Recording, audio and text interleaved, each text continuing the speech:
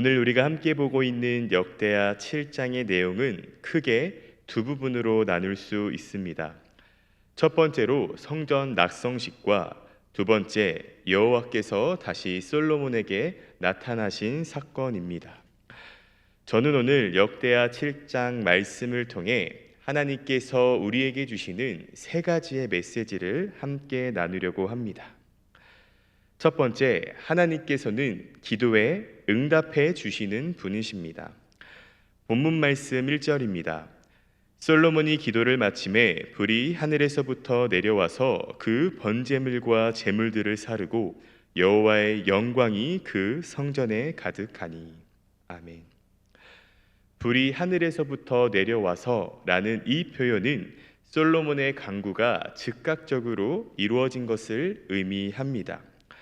즉 역대하 6장 12절부터 42절까지 기록된 솔로몬의 기도에 하나님께서 응답한 것입니다. 솔로몬이 바친 그 번제물과 제물들을 태우시면서 말이죠. 이처럼 하나님께서는 기도에 응답해 주시는 분이십니다.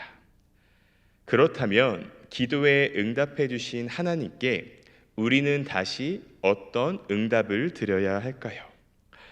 본문 말씀 3절 후반부의 말씀입니다. 여호와께 감사하여 이르되 선하시도다 그의 인자하심이 영원하도다 하니라. 아멘. 우리의 기도에 응답해 주신 하나님께 우리는 다시 찬양으로 응답해야 합니다. 즉 하나님을 높이며 감사를 고백해야 한다는 것입니다. 보배로운 성도 여러분, 하나님께서 우리 성도님들의 기도 제목에 응답해 주셨다면 그 응답에 감사하며 찬양하는 삶을 살아가시기를 소망합니다. 그런데요, 하나님께서 우리가 가진 기도 제목에 응답해 주시기는 했지만 만약 내가 원하는 답이 아니라면 그때도 동일하게 하나님을 찬양하실 수 있으신가요? 다시 말해 내가 하나님께 기도할 때 A라는 답변을 듣기를 원했는데 B라는 답변을 주신다면 그때도 동일하게 하나님을 찬양하실 수 있으신가요? 한 예로 다윗은 성전 건축하기를 희망합니다. 그러니 성전 건축에 그러한 마음을 품고 얼마나 많이 하나님께 기도했을까요? 그리고 나단 선지자에게 이야기했겠죠. 하나님의 성전을 짓고 싶다라고요. 하지만 하나님께서는 다윗의 성전 건축을 막으십니다. 다시 말해 하나님을 위해 성전을 건축하고 싶다는 다윗의 기도 제목을 하나님께서는 거부하시고 그의 아들 솔로몬을 통해 성전을 건축할 것이다 라는 답을 주십니다. 자신이 원하는 기도 응답이 아닌 다른 답을 들었던 다윗은 어떤 행동을 보입니까? 그는 좌절하거나 절망하지 않고 자신의 아들인 솔로몬이 성전을 건축할 수 있는 모든 것을 준비합니다. 그때 다윗은 어떤 마음으로 그 모든 재료와 안에 섬기는 사람들 또 많은 것들을 준비했을까요? 그는 감사의 마음으로 준비했을 것입니다. 만약 그가 하나님의 기도 응답에 실망하여 감사의 마음이 없었다면 그는 하나님의 성전 건축을 위한 준비를 하지 않았을 것입니다.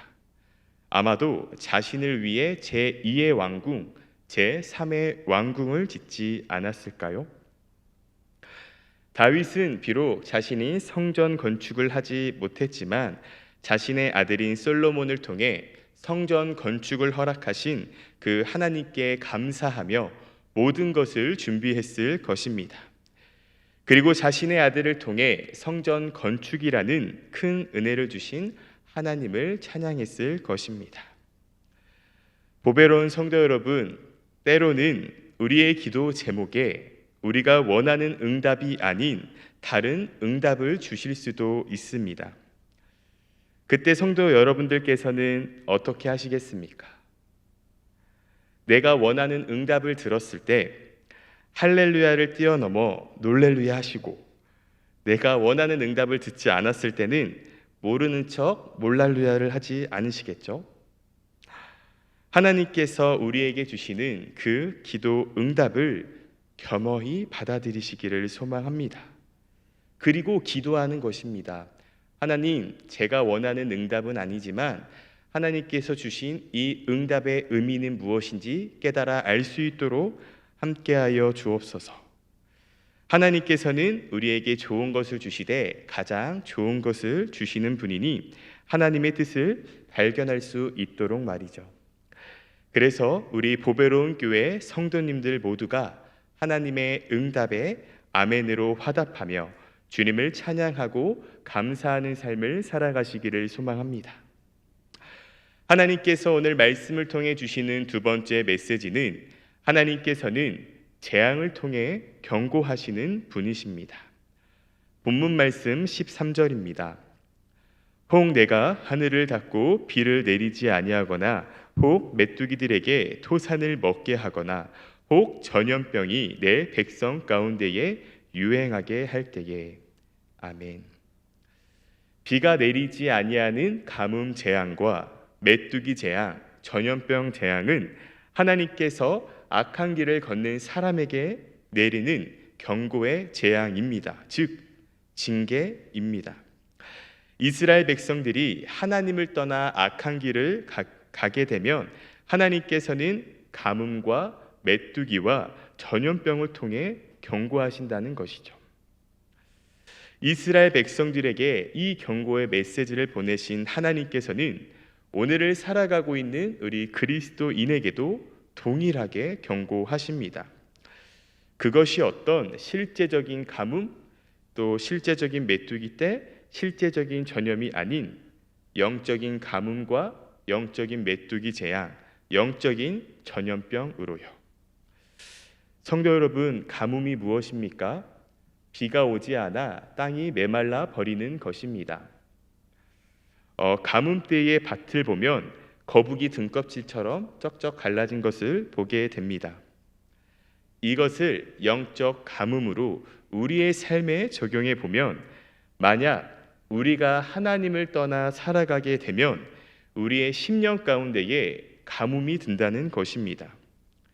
그래서 아무리 매주일, 아니 매일매일 하나님의 말씀을 들어도 그 말씀의 씨앗이 내 심령밭에 심겨지지 않는 것입니다.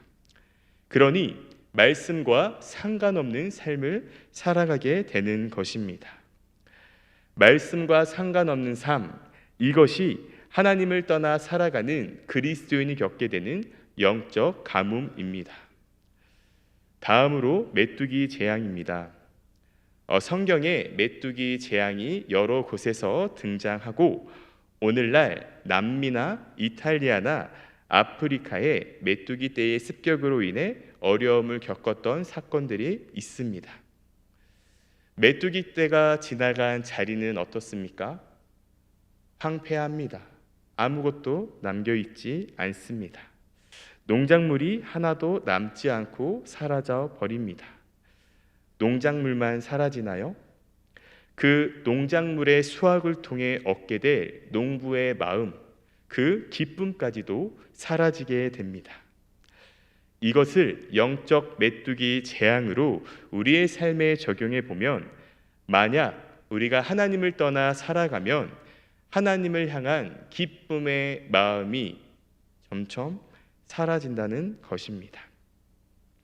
영적 메뚜기 재앙이 우리가 가진 그 기쁨을 갉아먹어 점점 기쁨이 사라지고 오직 원망과 불평과 짜증만 드러내는 삶을 살아가게 되는 것이죠. 기쁨이 사라지고 원망과 불평이 드러나는 삶, 이것이 하나님을 떠나 살아가는 그리스도인이 겪게 되는 영적 메뚜기 재앙입니다. 마지막으로 전염병에 대해 살펴보겠습니다.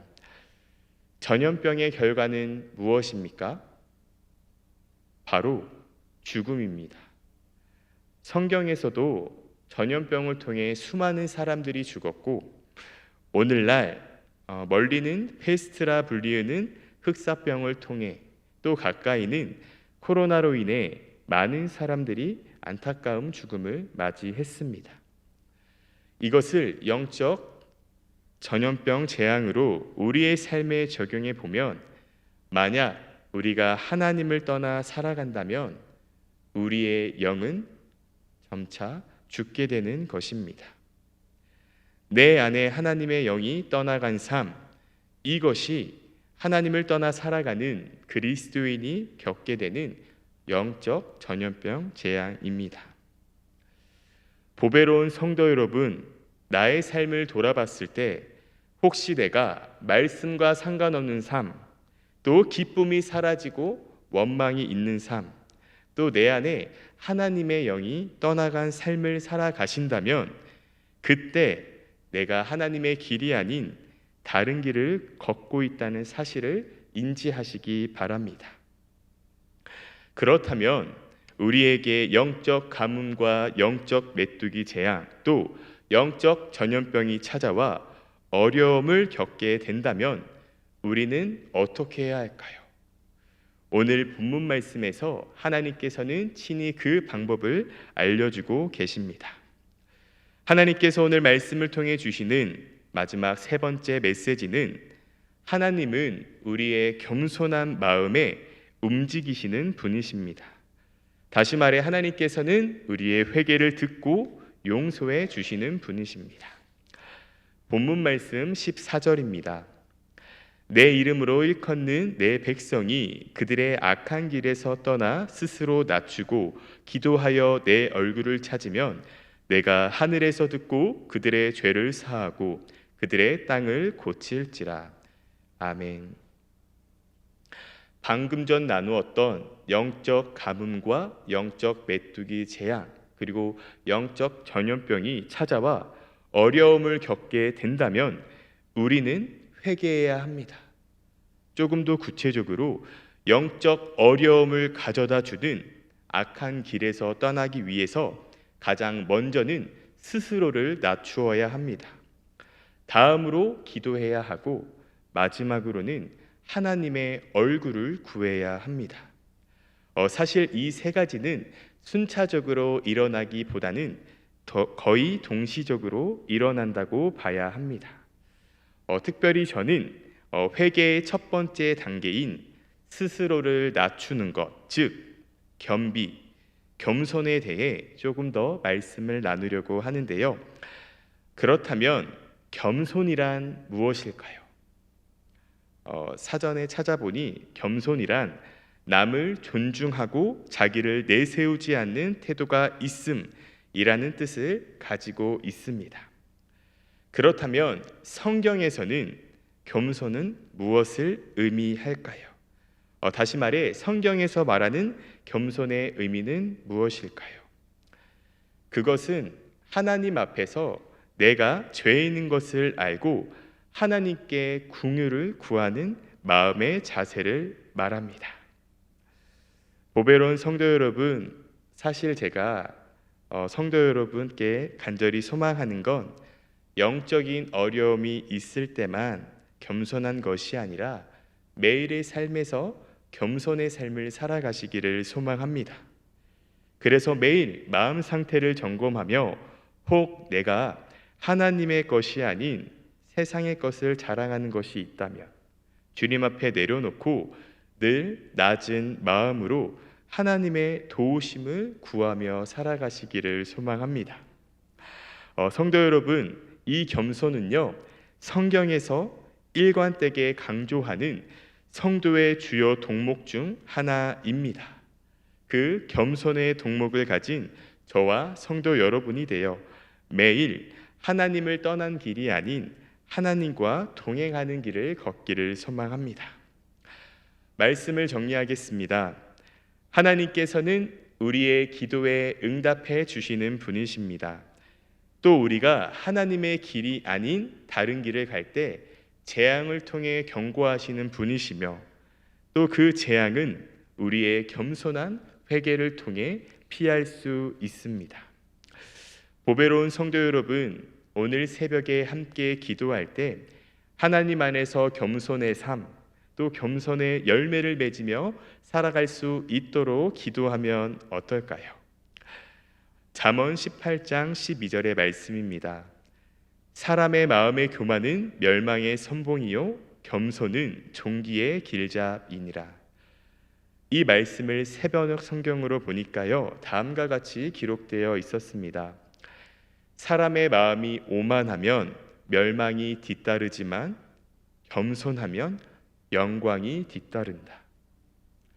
우리가 겸손한 삶을 살아갈 때 많은 사람들에게 존귀함을 얻을 수 있을 것입니다.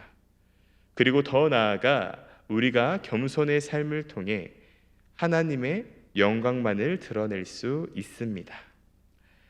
사랑하는 성도 여러분, 우리가 주님 안에서 겸손한 삶을 살아가 하나님의 영광만을 드러내기를 소망합니다. 그래서 우리 보배로운 공동체 모두가 하나님의 기쁨이 되는 하나님 나라의 백성으로 살아가시기를 간절히 소망합니다. 함께 기도하겠습니다. 하나님, 오늘은 역대하 7장 말씀을 통해 하나님께서 주신 세 가지의 메시지를 함께 나누었습니다.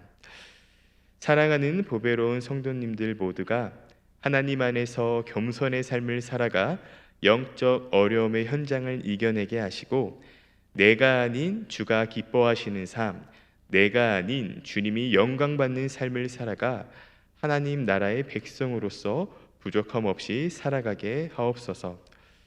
특별히 하나님께 예물 드리는 손길이 있습니다.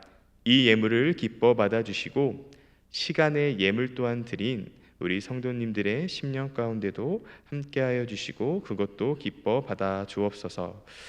감사합니다. 사랑이 많으신 우리 구주 예수님의 이름으로 기도합니다. 아멘.